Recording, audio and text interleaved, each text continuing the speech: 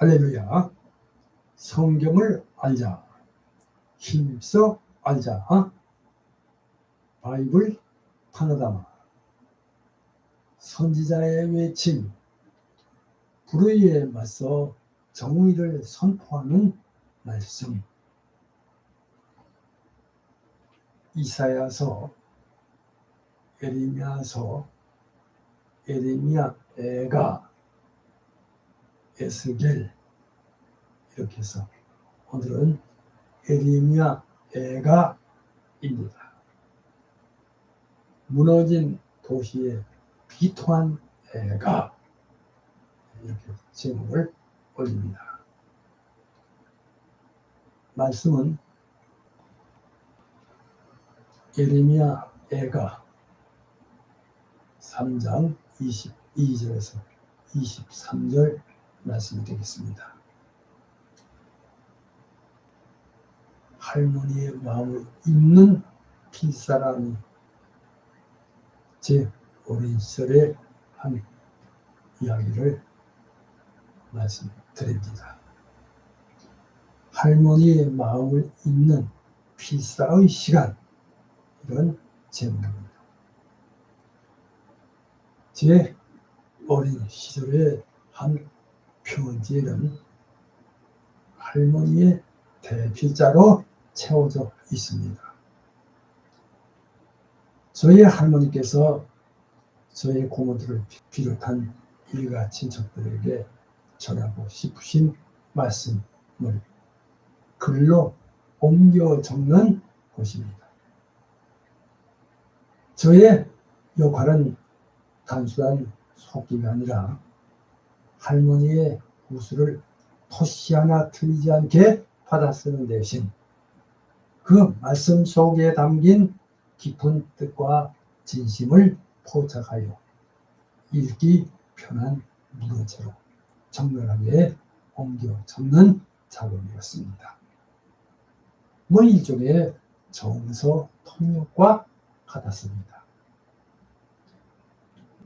편지가 완성되라 치면 할머니께서는 제가 직접 낭독하는 것을 들으시며 내용을 꼼꼼히 확인해 주셨습니다.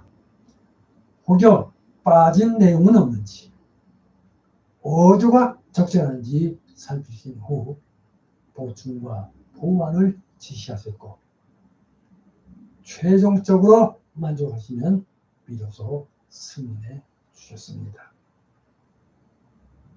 이 모든 과정이 끝난 편지는 언제나 위로부터 라는 할머니의 서명이 결론을 맺었습니다. 물론 이 서명도 사실은 제가 썼습니다. 받은 분은 비록 글씨 제가 손주인 저의 의심을 알았지만 그 편지는 의심할 여지 없이 할머니의 진실한 마음이 담긴 친서로 받아들여졌습니다. 대필자인 저의 필체를 넘어 할머니의 목소리가 온전히 살아 숨쉬는 귀한 글로 이해되었던 것입니다. 특히 저의 작은 고모께서는 이 소신을 어머니의 분신처럼 귀하게 간직하셨습니다. 그래서 할머니가 그리울 때마다 주머니에서 꺼내 읽으시며 때로는 눈물을 훔치시고 때로는 환하게 웃으셨다는 이야기를 훗날 들었습니다. 그래요. 저의 고모에게 있어서만큼은 그 편지는 단순한 종이뭉치가 아니라 시 공간을 초월하여 어머니의 온기와 사랑을 전달하는 영원한 베개체가 될 것입니다. 이 경험은 훗날 저에게 있어서 성경의 진리를 깨닫게 하는 통로가 되었습니다. 그래요. 성경은 인간의 눈으로 볼 수도 만질 수도 귀로 들을 수도 없는 무한하신 하나님과 그분의 뜻을 유한한 인간이라는 필자의 언어와 역사를 통해 글로 표현한 하나님의 친서입니다. 할머니의 진심이 손주인 저의 필체를 넘어 고모의 가슴에 닿았듯이 성경 역시 시대와 문화를 초월하며 하나님의 변치 않는 사랑과 구원의 메시지를 우리에게 전달합니다. 그 안에서 우리는 활자의 껍데기가 아닌 살아있는 감정과 의미를 통해 보이지 않는 하나님을 가장 확실하게 현실적이고 감동적인 방법으로 만나게 됩니다. 자, 이 모든 필사의 순간을 통해 우리는 가장 위대한 성경은 결국 보이지 않는 하나님의 사랑을 세상에 드러내는 통로가 되는 것임을 배우게 됩니다. 자, 예레미야 애가 오늘 강의하는 이 예레미야 애가는 그토록 아름답고 영화로웠던 하나님의 토성인 예루살렘이 참담하게 파괴되고 멸망당한 현실을 처절하게 슬퍼하며 애절한 눈물로 노래한 5장의 짧은 시 형식으로 이루어진 슬픈 노래란 뜻의 조가 놓습니다. 구약 성경의 25번째 시가서입니다. 아마 예레미야 선지자의 주요 활동지였던 예루살렘에서 처참하게 파괴된 예루살렘 성과 성전을 바라보면서 이를 탄식하며 본 시를 지었을 것으로 추정됩니다. 하지만 예레미야는 본 시에서 궁극적으로 성취될 하나님의 새 언약을 제시함으로써 폐허 속에서도 회복과 구원의 찬란한 빛을 던져주고 있습니다. 그래, 선지자 예레미야의 눈물전 기록, 예레미야 애가 전체를 요약 강의합니다. 자, 예레미야 애가 무너진 도시의 비통한 애가 슬픔 속에서 발견하는 하나님의 긍휼 시작합니다. 먼저 성경 말씀은 예레미야 애가 3장 22절에서 23절까지의 말씀입니다. 제가 읽겠습니다. 여호와의 인자와 긍휼이 무궁하시니 우리가 진멸되지 아니함이니이다. 이것들이 아침마다 새로우니 주의 성실하심이 크시도소이다. 예레미야 애가 3장 22절에서 23절 말씀입니다. 슬픔의 노래 예레미야 애가 시작합니다. 여러분, 오늘 저는 구약성경의 25번째 책인 이 예레미야 애가를 강의합니다. 자, 여기 예레미야 애가는 예레미야서의 후속편이라 할 수 있는 책입니다. 바벨론에 의해 예루살렘이 멸망하고 성전이 파괴된 후 그 처참한 현실을 보며 예레미야 선지자가 부른 5편의 슬픈 노래를 담고 있습니다. 여기 애가라는 말대로 이 책은 깊은 비탄과 고통 그리고 절망의 감정으로 가득 차 있습니다. 그래요. 예레미야 애가는 역사상 가장 비극적인 순간 중 하나인 예루살렘의 멸망을 기록하고는 있지만 이 책은 슬픔에 머무르지 않습니다. 예.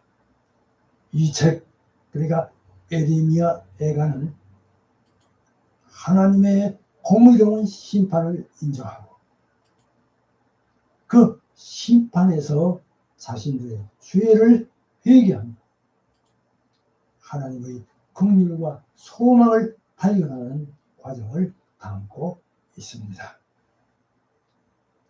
자, 오늘 말씀을 통해 예레미야 애가 속에 담긴 고통의 진실과 그 고통 속에서 역사하시는 하나님의 진실하심을 발견하는 은혜가 있으시기를 주님의 이름으로 축복합니다. 5편의 시로 보는 슬픔과 회복의 여정 시작합니다. 예, 여기 예레미야 애가는 말씀드린 대로 5개의 시로 구성되어 있습니다. 각각의 시는 특정한 관점에서 예루살렘의 비극을 노래합니다. 자, 그럼 먼저 1번입니다. 1. 멸망한 도시의 비탄. 이렇게 제목을 올립니다. 예루살렘의 고통. 예레미야 애가 1장, 2장, 그리고 건너뛰어서 4장 되겠습니다. 자, 여기 예레미야 애가의 첫 번째 시 1장은 예루살렘이 겪는 고통을 의인화하여 노래합니다. 자, 예루살렘은 한때 모든 민족의 자랑이었지만 이제는 폐허가 되어 홀로 앉아있는, 그야말로 여기 말씀대로 고독한 과부와도 같습니다. 예. 그 모든 영광은 사라졌고요. 백성들은 포로로 끌려갔습니다. 자, 여기 이 시는 예루살렘의 고통이 하나님의 공의로운 심판의 결과임을 인정합니다. 자, 예레미야 애가 1장 5절입니다. 그의 죄가 많음으로 여호와께서 그를 곤고하게 하셨습니다. 이렇게 고백합니다. 자, 그리고 두 번째 시인 2장은 하나님의 진노와 심판이 얼마나 무서운지를 보여줍니다. 예루살렘 성벽이 무너지고 성전이 파괴되는 바벨론의 힘 때문이 아니라 하나님께서 친히 그들에게 진노하시기 때문임을 강조합니다. 예레미야 애가 2장 6절입니다. 예레미야 애가 2장 6절. 자, 읽겠습니다. 그가 진노하사 왕과 제사장을 멸시하셨도다. 자, 그리고 또한 여기 네 번째 시인 사장은 멸망 당시의 그 비참한 상황을 더욱 생생하게 묘사합니다. 배고픔으로 인해 어린 자녀들이 죽어 그토록 아름답던 시온의 자녀들이 거리에서 뒹구는 모습 등 참으로 비참함의 극치를 보여줍니다. 자, 이렇게 예레미야 애가는 우리에게 죄에 대한 하나님의 심판이 얼마나 무서운지를 보여줍니다. 우리가 그저 형식적인 신앙과 죄악된 삶을 살아갈 때 하나님의 진노는 우리 삶의 평화와 영광을 빼앗아갈 수 있습니다. 우리는 예루살렘의 비극을 통해 우리의 죄가 초래할 결과를 깨닫고 하나님의 공의로운 심판을 두려워해야 합니다. 자, 이번에 두 번째입니다. 이 절망 속의 희망, 이렇게 제목을 올립니다. 개인적인 고통과 하나님의 긍휼, 예레미야 애가 3장입니다. 여기 예레미야 애가 3장은 앞선 시들과는 달리 개인적인 고통과 절망을 노래합니다. 예레미야는 지금 겪는 극심한 고통을 묘사하며 자신이 하나님께 버림받은 것 같다고 느낍니다. 그러나 이 깊은 절망의 가운데서 예레미야는 갑자기 믿음의 고백을 터뜨립니다. 자, 예레미야 애가 3장 21절에서 23절까지입니다. 예레미야 애가 3장 21절.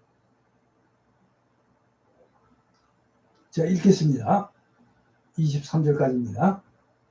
이것을 내가 내 마음에 담아두었더니 그것이 오히려 나의 소망이 되었사오는 여호와의 인자와 긍휼이 무궁하심으로 우리가 진멸되지 아니함이니이다. 이것들이 아침마다 새로우니 주의 성실하심이 크시도소이다. 자, 이렇게 예레미야 애가 3장 21절에서 23절입니다. 자, 그러니까 예레미야는 자신이 겪는 이 고통이 아무리 크다고 할지라도 하나님의 긍휼과 인자는 결코 사라지지 않는다는 것을 깨닫습니다. 그래요. 하나님의 진노는 잠시뿐이지만 하나님의 긍휼은 아침마다 새롭다는 이 고백, 바로 이 고백은 예레미야 애가 전체의 가장 밝은 빛이자 절망 속에서 소망을 찾을 수 있는 유일한 근거가 됩니다. 할렐루야. 자, 예레미야는 고통 속에서도 하나님의 선하심을 붙잡고 고난 속에서 인내하며 하나님의 구원을 기다릴 것을 외칩니다. 그래요. 저나 여러분, 우리의 삶에서 이해할 수 없는 고통과 절망이 찾아올 수 있습니다. 그러나 여기 이 예레미야처럼 우리는 그 고통 속에서 하나님의 긍휼을 기억해야 합니다. 우리의 상황이 아무리 절망적이라 할지라도 하나님의 사랑과 긍휼은 결코 변하지 않습니다. 예. 매일 새롭게 주어지는 하나님의 긍휼을 믿고 고난 속에서도 인내하며 하나님의 구원을 기다리는 믿음을 가져야 합니다. 자, 이어서 세 번째입니다. 3. 통곡과 회복. 이렇게 제목을 올립니다. 회개와 미래에 대한 기도. 예레미야 애가 5장입니다. 여기 예레미야 애가의 마지막 시인 이 5장은 멸망한 예루살렘 백성들의 공동체적인 탄식과 회개의 기도를 담고 있습니다. 이제 백성들은 자신들이 겪는 비참한 현실을 하나님께 아뢰며 조상들의 죄와 자신들의 죄를 인정하고 회개합니다. 자, 예레미야 애가 5장 16절입니다. 제가 읽겠습니다. 우리의 범죄 때문입니다. 예레미야 애가 5장 16절. 그래. 그들은 자신들의 고통이 하나님의 공의로운 심판 때문임을 깨닫고 하나님께 돌아와 긍휼을 베풀어 달라고 간구합니다. 이 기도는 백성들의 비참한 현실을 자세히 묘사하면서도 하나님의 주권과 회복에 대한 간절한 소망을 담고 있습니다. 자, 예레미야 애가 5장 19절입니다. 여호와여, 주는 영원히 계시오며 주의 보좌는 대대에 이르나이다. 예레미야 애가 5장 19절 말씀. 자, 지금 이 마지막 시는 백성들이 자신들의 죄를 인정하고 하나님께 돌아갈 때 하나님께서는 다시 그들을 회복시켜 주실 것이라는 희미하지만 확실한 소망을 품고 마무리됩니다. 그래. 예레미야 애가의 이 마지막은 오늘 우리에게 회개의 중요성을 가르쳐 줍니다. 우리가 겪는 고통의 이유가 우리의 죄 때문이라면 우리는 죄를 인정하고 하나님께 돌아와야 합니다. 회개는 슬픔으로 끝나지 않고 하나님의 영원한 주권을 인정하고 그분의 긍휼을 구하는 기도로 이어져야 합니다. 우리의 통곡이 하나님께 상달될 때 하나님은 다시 우리의 삶을 회복시켜 주실 것입니다. 할렐루야. 자, 이제 결론의 말씀입니다. 결론. 슬픔의 깊이에서 피어나는 소망. 오늘의 결론입니다. 여러분, 여기 예레미야 애가는 멸망한 예루살렘의 비극적인 역사를 노래하고 있지만 그 깊은 슬픔의 가운데서 하나님의 긍휼과 소망을 발견하는 감동적인 책입니다. 그래서 이 책은 오늘날 우리들에게 고통 속에서도 하나님의 공의를 인정하고 우리 죄를 회개하며 하나님의 신실하심을 붙잡는 믿음의 자세를 가르쳐 줍니다. 자, 이 책 예레미야 애가의 핵심 메시지는 바로 죄에 대한 심판, 하나님의 긍휼, 그리고 소망의 회복입니다. 죄는 반드시 하나님의 심판을 불러옵니다. 우리도 예루살렘의 멸망을 보며 죄를 두려워해야 합니다. 그러나 하나님의 긍휼은 그야말로 무궁하십니다. 고통 속에서도 그 긍휼을 붙잡아야 합니다. 철저히 회개함으로 하나님의 주권을 인정하고 하나님께서 주시는 소망 안에서 회복될 수 있습니다. 할렐루야. 오늘날 우리의 삶에도 여기 예루살렘의 멸망과 같은 비극적인 순간이 찾아올 수 있습니다. 그러나 우리는 예레미야처럼 깊은 슬픔과 고통 속에서 여호와의 인자와 긍휼이 무궁하시며 우리가 진멸되지 아니함이니다라는 이런 믿음의 고백을 드릴 수 있어야 하겠습니다. 절망 속에서 하나님의 긍휼을 붙잡고 슬픔 속에서 소망을 노래하며 하나님의 신실하신 약속 안에서 회복함을 받는 복된 성도가 되시기를 우리 주 예수 그리스도의 이름으로 축복합니다. 슬픔의 깊이에서 피어나는 소망, 오늘의 결론입니다. 기도합니다.